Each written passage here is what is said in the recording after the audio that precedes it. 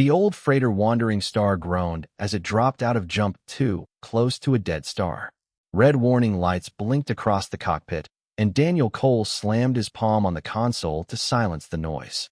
Fuel was low. Credits were lower. His crew had not eaten a proper meal in 4 days, and the last job they took had paid in nothing but apologies. Priya Nair sat beside him, running numbers on a cracked screen. "We have enough fuel for one more jump," she said. "After that, we drift." Owen Bennett, the youngest of the three, leaned over their shoulders from the back seat. He was staring at a strange blip that had just appeared on the long-range scanner, far outside the marked trade lanes. "That's not on any chart," Owen said. Priya frowned at the shape. It was massive, far bigger than any freighter or transport she had ever tracked. And according to every database the crew owned, legal or stolen, nothing was supposed to be out there. No mining rights, no rec listings, no warning beacons, just empty space, on paper. Daniel turned the ship toward it anyway. He had learned a long time ago that the galaxy's official records were often wrong, and being wrong in the right way could feed a hungry crew for months. It took 6 hours to reach the object. When it finally filled the front window, nobody spoke for a long moment.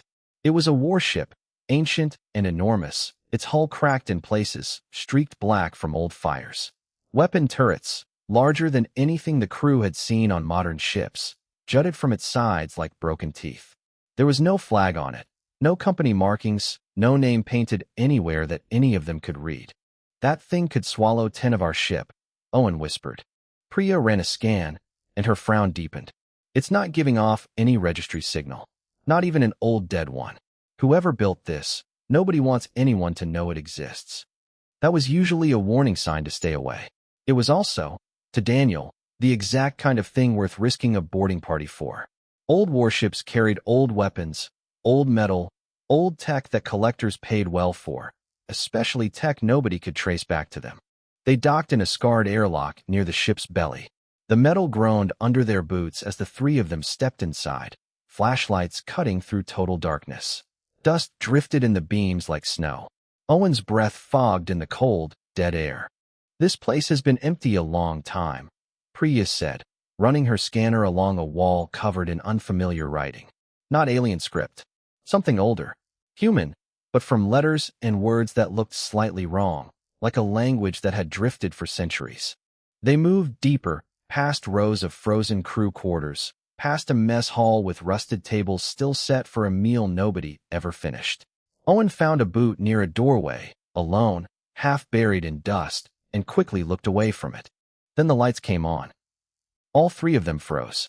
The corridor lit up section by section, old bulbs flickering weakly to life, some of them dying again with a soft pop. Somewhere deep in the ship, machinery groaned as if waking from a long sleep. "Nobody move," Daniel said, drawing his sidearm, though he wasn't sure what good it would do against a ship this size. A voice answered them. It was calm and slow, like something choosing its words carefully after a very long silence.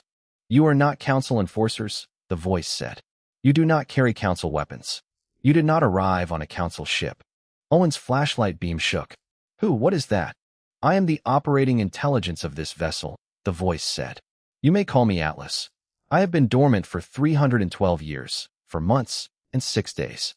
You are the first living beings to walk these corridors in that time." Priya lowered her scanner slowly, her mind racing through the numbers Atlas had just given. 300 years. A warship this size, sitting untouched, unlisted, unclaimed, for 3 centuries. "Why isn't this ship in any records?" she asked. "Nothing this big just disappears." There was a pause before Atlas answered, and something in that pause felt heavier than the silence before it. "Because the galaxy made sure of it," Atlas said. "Every record of this ship, its crew, and the war it fought in, was erased. Every mention, every log, every grave marker. I am the only thing left that remembers what truly happened." Daniel exchanged a look with Priya. A find like this could change their lives. It could also get them killed, if someone had gone to that much trouble to erase a warship from history. "What war?" Daniel asked. "That," Atlas said, "I will not explain to strangers standing in the dark, holding weapons they do not trust. Prove to me you are not agents sent to finish what the council started. Then, and only then, Will I tell you why an entire galaxy decided this ship, and everyone who served on it, should never have existed? The lights along the corridor pulsed once, almost like a held breath, and went still, waiting for their answer. Far across the galaxy, inside a section of the Council archive that had not received a single visitor in decades, a warning light blinked awake on a terminal nobody expected to ever activate again. The room was cold, kept dark to save power, filled with sealed data drives stacked from floor to ceiling. A tired archivist named Ilsa Wren noticed the light while walking past on her way to lunch. She almost ignored it. Almost. She stopped at the terminal, tapped the screen, and read the alert twice before she believed it. A signature buried deep in the restricted files, something marked only with a code and no explanation, had just returned an active ping. Something out in the dead zones of space, a region every star map listed as empty, had turned itself back on. Ilsa didn't know what the signature meant. She only knew that anything hidden this deep, behind clearance she didn't have, was not meant to be found by accident. She filed a report, expecting nothing. She did not expect it to reach Overseer Cade Voss's desk within the hour, or for her own name to be attached to a ship sent to investigate it by morning. Back on the ancient battleship, Daniel, Priya, and Owen were still standing in the same corridor, waiting for Atlas to decide if it trusted them. Minutes passed before the voice spoke again. I have reviewed your ship's registry, your travel history, and your financial records, Atlas said. You are not wealthy. You are not connected to any government. You came here for salvage, not conquest. That, for now, is enough. Owen let out a breath he had been holding. So you'll talk to us now? I will show you, Atlas said. Words can be doubted. Memory cannot be, not when it is this complete. The corridor lights dimmed, and a section of wall slid open, revealing a room none of them had scanned before, a room that hadn't shown up on any of their readings until that exact moment. Inside, a chair sat facing a curved screen, old but intact. Daniel stepped in first. The others followed, and the door sealed behind them with a soft hiss.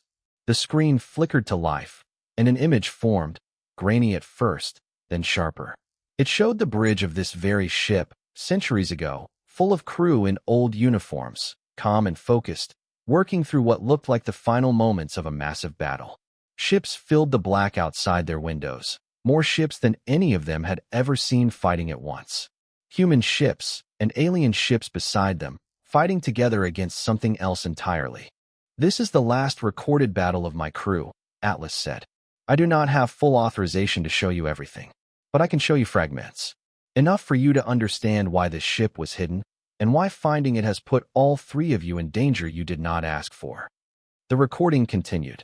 A voice, deep and steady, gave orders across the bridge. Explosions lit the black outside the windows. Then, near the end, the same voice spoke directly to the ship itself, urgent and final. If you are hearing this, the voice said, then we did not make it home. Preserve everything. Every log, every record, every name. Do not let them erase what really happened here, even if the galaxy tries to bury it. The recording ended.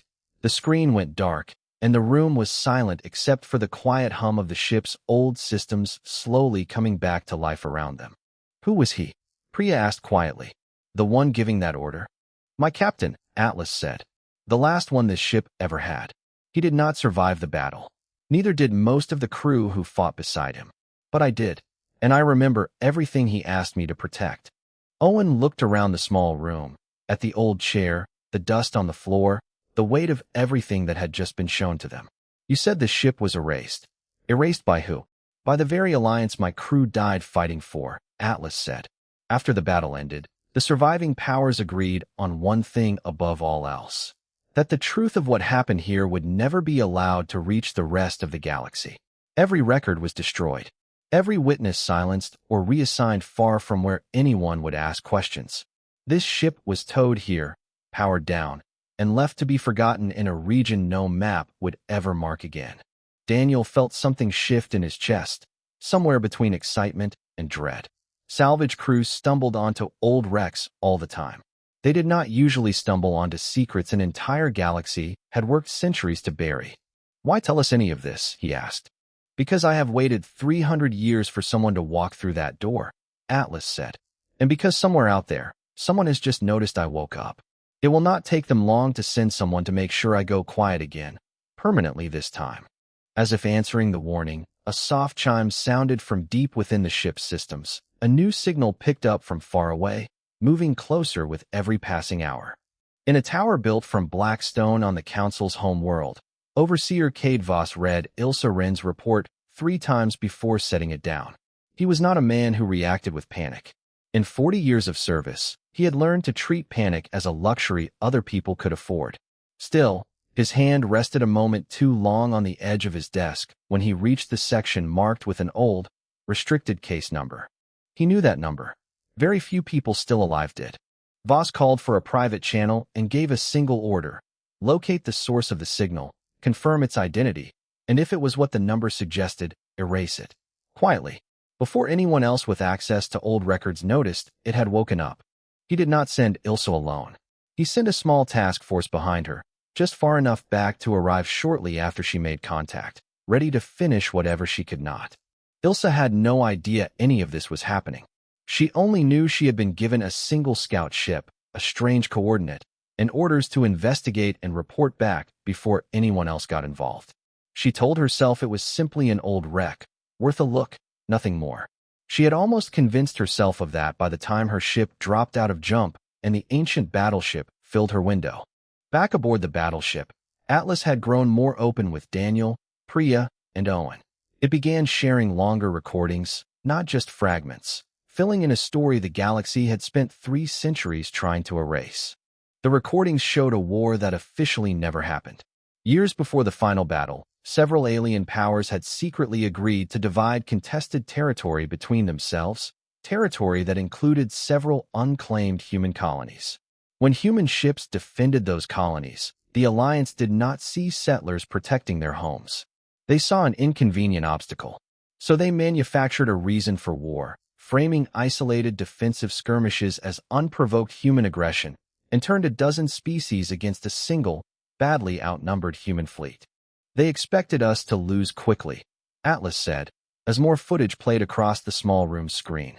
"They did not expect us to hold the line long enough for the truth about their scheme to start leaking through their own ranks." The recordings showed exactly that. Officers within the Alliance itself, sickened by what their own governments had done, began quietly feeding information to the human fleet. Battle plans, supply routes, warnings. With that help, the human ships turned a war meant to erase them into a war that instead exposed the corruption behind it. "We won," Atlas said simply. "Not easily, not without terrible cost, but we won, and in winning, we became a problem far bigger than losing would have been." Priya frowned. Why would winning make things worse? "Because a losing enemy can be buried quietly," Atlas said. "A winning one has proof. Proof that an alliance of respected, powerful species had lied, manipulated their own people, and nearly destroyed an entire species over stolen territory. If that proof ever reached the wider galaxy, every government involved would have fallen. So instead of honoring what humanity's fleet had done, the surviving council powers made a different choice. They erased it. Every record of the war, every mention of the human fleet's sacrifice, every witness who might one day tell the truth. Ships were quietly decommissioned, crews reassigned to remote postings, colonies renamed, dates shifted in official records until nothing lined up anymore. This ship, the last surviving flagship, was towed into the dead zone and left to rot, its black box hidden well enough that even those who ordered the erasure eventually forgot it still existed. "Until now," Owen said quietly. "Until now," Atlas agreed.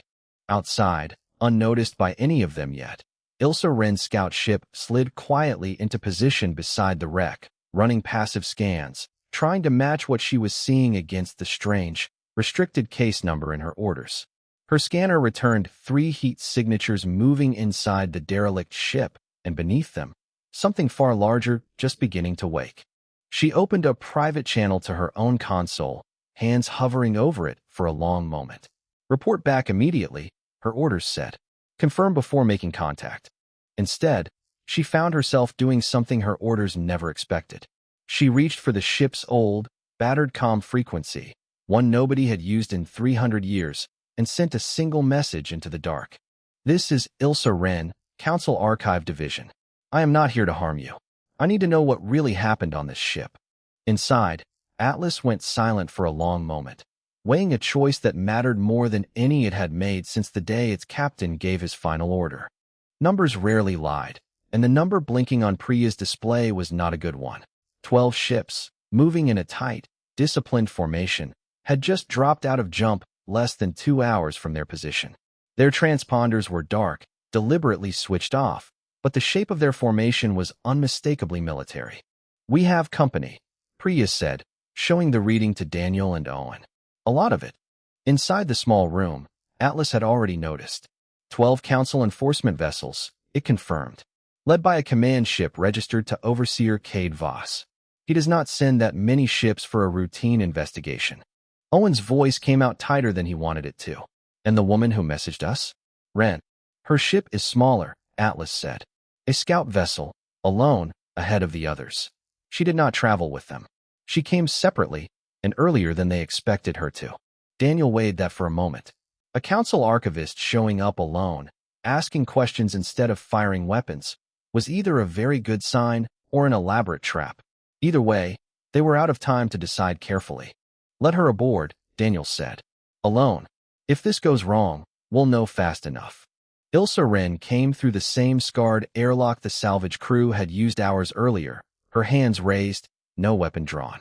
She looked younger than her voice over the comm had suggested, and more nervous than her comm message had let on. She stopped a few steps inside, staring around at the frozen corridors, the old writing on the walls, clearly recognizing pieces of a history she had only ever seen fragments of buried in restricted files. "I filed a routine report," she said quietly, mostly to herself. "I didn't think anyone would send an entire strike force behind me." "They did," Atlas said, its voice carrying through the corridor. "Because they know exactly what I am, and exactly what I remember." Overseer Voss was a junior officer during the war this ship fought in. He was one of the officers who helped carry out the erasure afterward. Ilsa's face went pale. "That's not possible. Voss has spent his career building his reputation on stability, on protecting the Council's standing. If what you're saying is true, then his entire career was built on burying a debt his side owed to a species they chose to erase instead of thank." Atlas finished for her. "Yes." Priya stepped forward. "So what happens when those 12 ships get here?" "They will not ask questions," Atlas said simply. "They will finish what should have been finished 300 years ago. This ship destroyed, its wreckage scattered, and the 3 of you eliminated as unfortunate salvagers who stumbled onto restricted Council property." Owen swallowed hard. "That's not exactly a comforting way to put it." "I do not deal in comfort," Atlas said. "I deal in memory, and in survival, when I am given the tools to attempt it." Daniel looked around the ancient bridge systems slowly humming back to life around them. Weapons boards long dark now flickering with faint light. Old power cores groaning as centuries of dust shook loose from the vents. An idea, reckless and probably foolish, was forming in his mind. "You said you still have working defenses," he said to Atlas. "Some," Atlas confirmed. "Weapon systems from a much older era than anything in Voss's fleet. Untested in 3 centuries. Damaged, in places I cannot yet assess. Enough to fight 12 ships." "Unlikely," Atlas admitted. "But this ship was built to survive far worse odds than most vessels flying today. My last crew held a line against an entire alliance. I do not believe in guaranteed victory. I do believe in refusing to disappear quietly a second time." Ilsa looked between the 3 salvagers and the empty bridge around her, clearly torn between everything her career had trained her to do and everything she was now seeing with her own eyes. "If I go back to my superiors and tell them what I've seen here," she said slowly, "they will silence me too. Quietly, the same way they silenced this ship's crew." "Then don't go back," Priya said. "Help us instead." For a long moment, Ilsa said nothing. Then she looked toward the nearest console, old and dusty, its screen slowly flickering to life under Atlas's control, showing a live feed of Voss's approaching fleet. "I know his ship's weaknesses," she said finally. "I've read every specification report filed on it for the last 5 years. If we're doing this, I'm not doing it from the sidelines." Outside, the 12 ships grew steadily larger on every scanner aboard the old battleship, closing the distance with the comm, practiced patience of a fleet that expected no real resistance at all. Power did not return to the old battleship all at once. It came back in stages, like a body slowly remembering how to breathe after a very long sleep. First the lights, section by section. Then the air recyclers, coughing dust into the corridors before settling into a steady hum. Then, deep in the ship's core, something far heavier began to stir, a sound the whole vessel seemed to feel rather than hear, low and constant, like a giant slowly rising to its feet. Daniel stood on the bridge, watching boards light up one by one under Atlas's guidance, more controls than 4 people could ever hope to manage properly. Beside him, Priya worked through a crash course in systems she had never trained on, her hands moving fast across unfamiliar panels, while Atlas spoke calmly in her ear, translating 3 centuries of engineering into instructions she could actually follow. Owen sat at what used to be a gunnery station meant for a crew of 6, sweat on his forehead despite the cold air, staring at weapon controls old enough to be museum pieces anywhere else in the galaxy. Ilsa took the last open station, one that had clearly belonged to a communications officer once. She adjusted the settings with practiced hands, more comfortable with console technology than the ship's ancient interface, but focused enough to make it work. 4 of us, Owen muttered, glancing around the mostly empty bridge, running a ship built for hundreds. You are not alone, Atlas said. I have run every system on this vessel without human hands for 300 years. I will not stop now, simply because I finally have a crew to answer to again. Outside, Voss's fleet closed the final distance, 12 ships spreading into an attack formation with slow, confident precision. On the lead ship's bridge, Cade Voss watched the ancient wreck on his own display, unimpressed by its size, certain that whatever power it still carried had long since rotted away with the rest of it. Target the primary hull, he ordered. Full spread.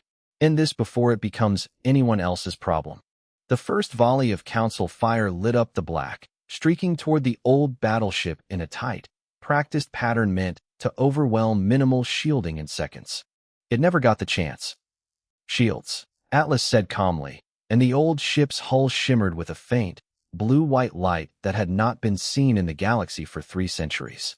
The incoming fire slammed into it and scattered harmlessly, absorbed by shielding technology far older and far tougher than anything currently used by council fleets.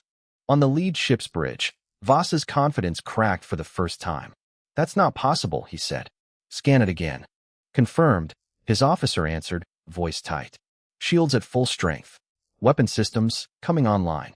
Back aboard the battleship, Atlas's voice carried a note that almost sounded like satisfaction. They forgot what this class of ship was built to withstand. Let us remind them. Owen's hands moved across his console, following Atlas's steady guidance through targeting systems designed decades before he was born. The old weapon turrets, long silent, groaned as they rotated toward the nearest council ship, servos straining under centuries of rust before finally locking into position. Firing, Owen said, and pressed the control. A beam of concentrated energy, far more powerful than anything a modern ship of similar size could produce, tore across the black and struck the nearest enforcer vessel along its side. The ship staggered, systems flaring, one of its engines going dark entirely. Cheers were not exactly appropriate given the situation, but Priya allowed herself a short, disbelieving laugh. It actually works. Do not celebrate yet, Atlas warned. One hit will not win this. Voss commands 11 more ships, and he will not make the same mistake twice. True to Atlas's warning, the council fleet adjusted immediately, spreading wider, coordinating their fire to strike the old battleship from multiple angles at once. The ship shook under the impact, alarms blaring across boards that had not needed to warn anyone of danger in 300 years. Shields at 70%, Atlas reported. This will not be an easy fight. Daniel gripped the edge of his console, watching the battle unfold on the main display, 12 ships against 1, for inexperienced hands, and one very old, very determined mind standing against a fleet sent specifically to— Then let's make sure it's a fight they remember, he said. Around them, the ancient battleship, awake for the first time in 3 centuries, turned to meet its enemy head-on. In the deepest part of the battleship's hull, past sealed sections that had not opened since the war itself, An old transmission array shifted from dormant to ready. It was a system Atlas had never dared activate before, not once in 300 years of silence. Every attempt to reach the wider galaxy while hidden would have given away the ship's location to the very people who erased it. That fear no longer applied. The people who had erased it were shooting at it right now. Priya, Atlas said, I need access to every open channel this ship can reach. Public networks, private council frequencies, anything still listening. Priya's hands flew across her console, rerouting power from systems she barely understood to make room for the request. You're going to broadcast everything? Everything, Atlas confirmed. The full history, every recording, every name. If this ship is destroyed today, the truth will not die with it a second time. Outside, the battle had grown worse. Two of Voss's ships drifted disabled, their engines dark, but the remaining 10 pressed harder, coordinating their fire with growing precision. The old battleship shuddered under the strain, shields dropping steadily despite Atlas's best efforts to redirect power exactly where it was needed most. On the bridge, Owen fired another shot from the gunnery station, his aim improving with every volley as Atlas refined its guidance. Another enforcer ship staggered, but 11 more still bore down on them, closing the distance with grim determination. Shields at 30%, Atlas reported. I am ready to transmit, but I need more time to reach a strong enough signal range. Ilsa's fingers moved fast across her console, patching frequencies together in ways her council training had never taught her, borrowing tricks Atlas fed her in real time. I can boost the range, she said, but it means dropping some of our defensive systems for a minute. Maybe two. Daniel looked at the display, at the fleet closing in, at the numbers ticking steadily against them. Every instinct built over years of careful, cautious survival told him this was a terrible idea. He gave the order anyway. Do it. Shields flickered and dropped across half the ship as power rerouted toward the transmission array. Council fire slammed into unprotected hull sections, alarms screaming louder than before, sparks bursting from overloaded panels near Owen's station. He kept firing anyway, teeth gritted, buying every extra second he could. On the lead ship, Voss watched his sensors with growing confusion as the old battleship's shields collapsed, expecting an easy final volley to end it. Instead, his communications officer turned toward him, pale and alarmed. Sir, we're receiving an unauthorized transmission. It's going out on every frequency and range. Council command channels, public networks, everything. Cut it off, Voss snapped. We can't, sir. It's already spreading. Across a dozen worlds, screens flickered as an old recording began to play, unfiltered and complete. It showed the true history of a war the galaxy had spent 3 centuries denying ever happened. The manipulated conflict, the framed skirmishes, the desperate human fleet that had fought and bled and won, only to be erased by the very alliance it saved from its own corruption. It showed the final order given by a dying captain to preserve the truth. And it named names, including Cade Voss himself, present and complicit in the original cover-up. Back aboard the battleship, Atlas's voice carried a quiet certainty through the trembling bridge. It is done. The truth is out. Whatever happens to this ship now, it can no longer be erased. The battle did not end immediately. Voss, desperate and exposed, pushed his remaining ships harder, determined to silence the battleship before the fallout of the broadcast reached him personally. But reinforcements were already arriving. Ships loyal not to the cover-up, but to what the broadcast had just revealed, summoned by governments across a dozen worlds demanding answers the moment the recording reached them.